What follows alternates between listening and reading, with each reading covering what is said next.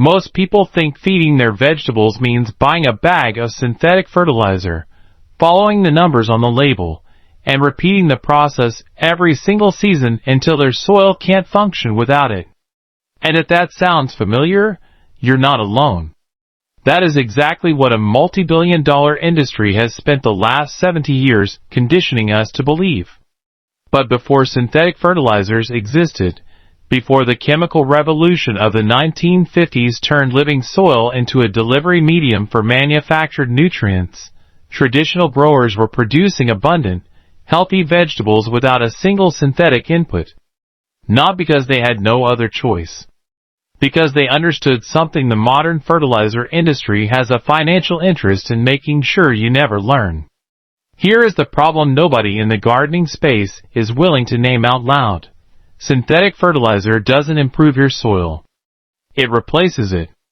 And every season you pour those chemicals in, the living biological network your vegetables actually depend on, the fungi, the bacteria, the microbial activity built over centuries, gets quietly dismantled. You're not growing food. You're running a chemical drip line. And the moment you stop buying, everything collapses. Today, I'm walking you through 8 vegetables that were never part of that dependency model. Plants that draw fertility from the soil's own biology, from the air, from companion relationships that have existed long before fertilizer was invented. And stay to the end, because the last vegetable on this list reveals something that almost nobody in the gardening world talks about. Something that will make you question every fertilizer recommendation you've ever received. Let's start with the problem nobody is naming. You've done everything right. You've followed the bag. You've matched the numbers to the crop. Nitrogen for leafy growth. Phosphorus for roots. Potassium for fruiting. You've watered it in, watched your plants respond, and told yourself, this is working. And it does work. For a season.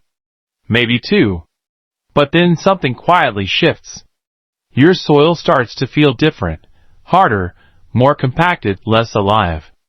You need more fertilizer to get the same result you got the first year.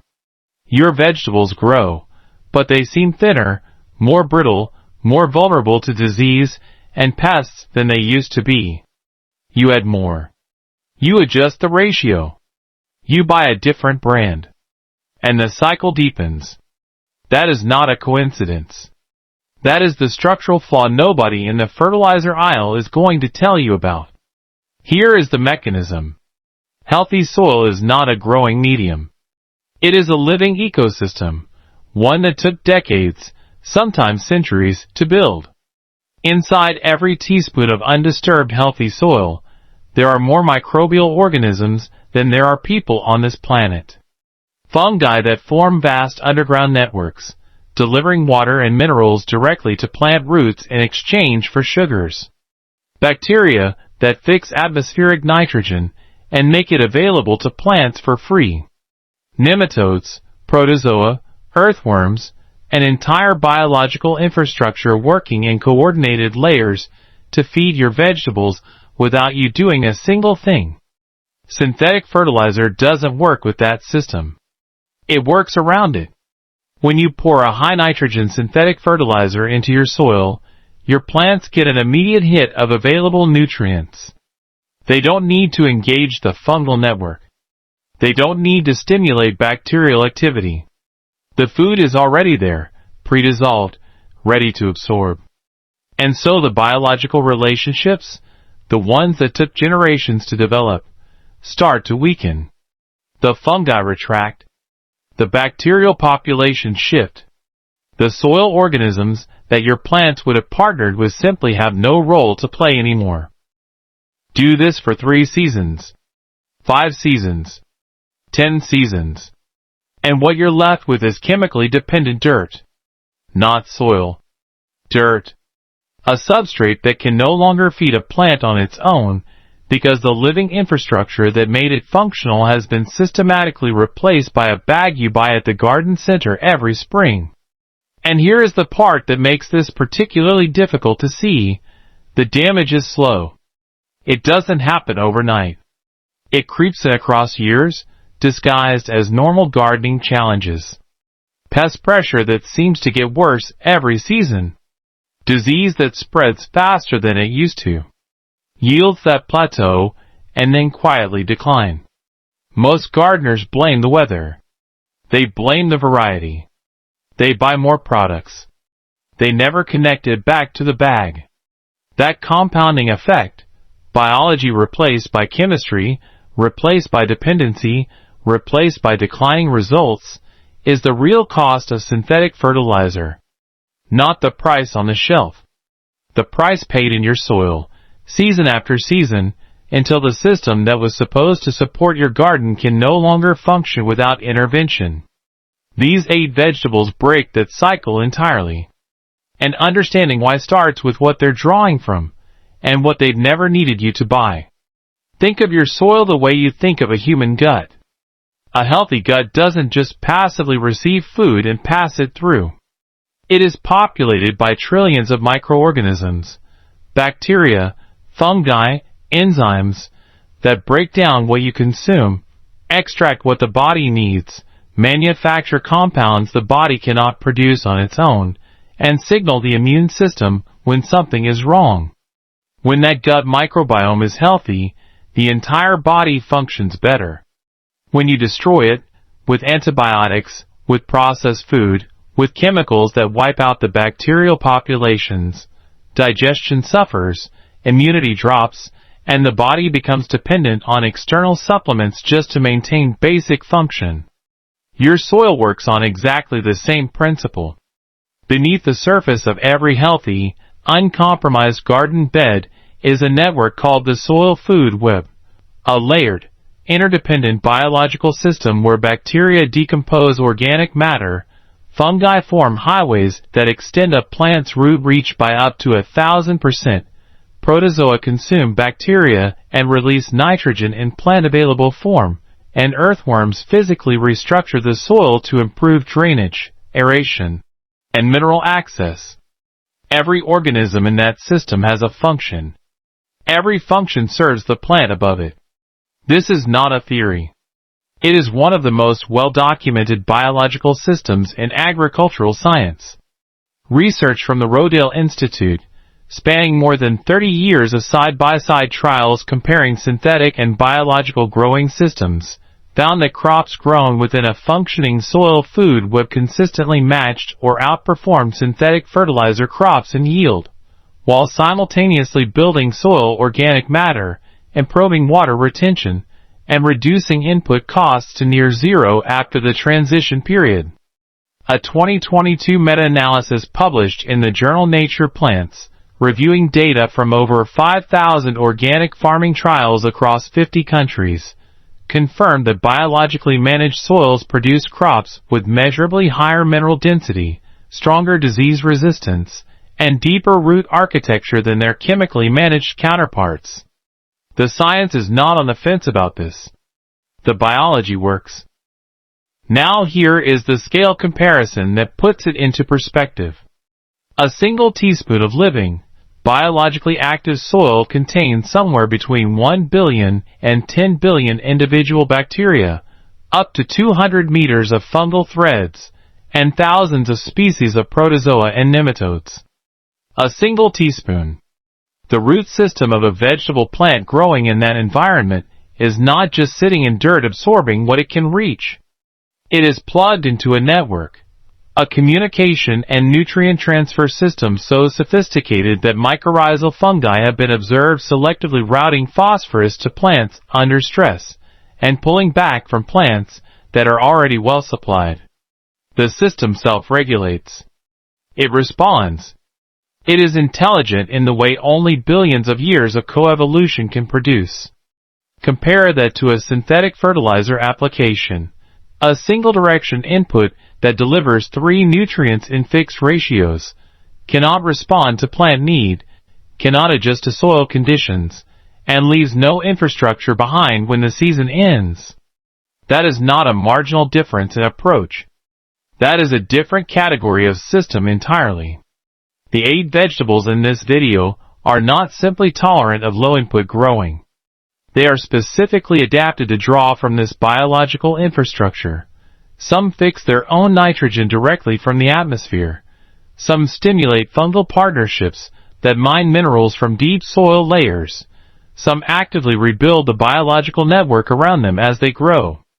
They don't just survive without synthetic fertilizer. They recruit the soil food web as a partner. And when you understand that partnership, you stop thinking about fertilizer as a solution. You start seeing it for what it actually is, a replacement for something that was already doing the job better, for free, before we interrupted it. Now let's get into the actual vegetables. These are not random picks. Each one was selected because it interacts with the soil food web in a specific, documentable way, fixing nitrogen, stimulating fungal activity, mining deep minerals, or rebuilding biological structure as it grows. Here is exactly what to grow, how to set it up, and what you need to make it work. What you need before you start. No synthetic inputs. What you will need: compost, finished, not fresh, at a ratio of roughly 1 part compost to 3 parts existing soil. Wood chip, mulch, or straw for surface coverage. Access to water. That is the foundation. Everything else the soil provides. 1. Beans, the nitrogen fixers. Beans form a direct partnership with rhizobium bacteria, pulling nitrogen from the atmosphere and depositing it into nodules on their roots. Plant seeds 2 to 3 inches deep, 6 inches apart. No pre-feeding required. In fact, adding nitrogen fertilizer here actively suppresses the bacterial partnership. Let the biology do the work. At season's end, cut the plant at the base. Leave the roots in the ground to release stored nitrogen directly into the soil. 2. Kale, the deep mineral miner. Kale develops a deep taproot system that accesses mineral layers beyond the reach of most vegetables. Transplant seedlings 18 inches apart into compost-amended soil. Top dress with an inch of compost mid-season. No synthetic input needed. The root depth handles mineral access independently. 3. Squash, the fungal recruiter. Squash has one of the strongest mycorrhizal relationships of any common vegetable. It actively expands fungal networks around it, benefiting everything planted nearby. Direct sow 3 seeds per mound, mound spaced 4 feet apart. Mulch heavily around the base. 3 to 4 inches of straw or wood chip to protect the fungal threads directly beneath the surface. Do not till. Tilling destroys the network squash is building. 4. Tomatoes, the organic matter builders. Tomatoes shed leaves, roots, and organic material continuously through the season, feeding the microbial layer beneath them. Plant deep. Bury 2/3 of the stem in compost-rich soil. Space 24 inches apart. Mulch with straw. The buried stem develops additional root mass that plugs directly into the fungal network. Water consistently at the base, never overhead. 5. Garlic, the bacterial stimulator. Garlic root exudates actively stimulate beneficial bacterial populations in the surrounding soil. Plant close 2 inches deep, 6 inches apart, pointed end up, in autumn. Mulch with 4 inches of straw over winter. By spring, the bacterial activity stimulated by garlic's root chemistry will have measurably improved the surrounding soil structure.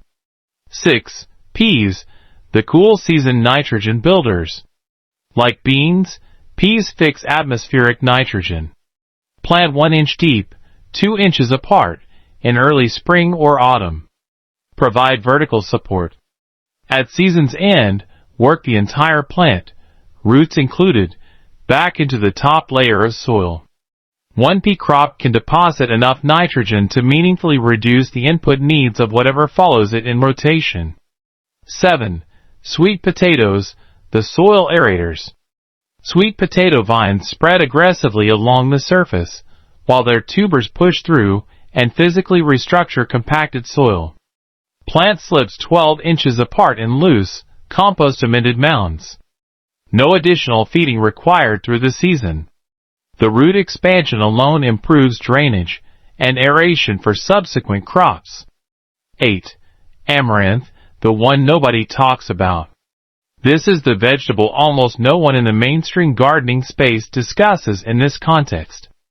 Amaranth is not only edible from leaf to seed, it is a dynamic accumulator, meaning its deep root system draws up calcium, potassium, and iron from subsoil layers that most vegetables cannot reach, and deposits those minerals into its leaves and stems.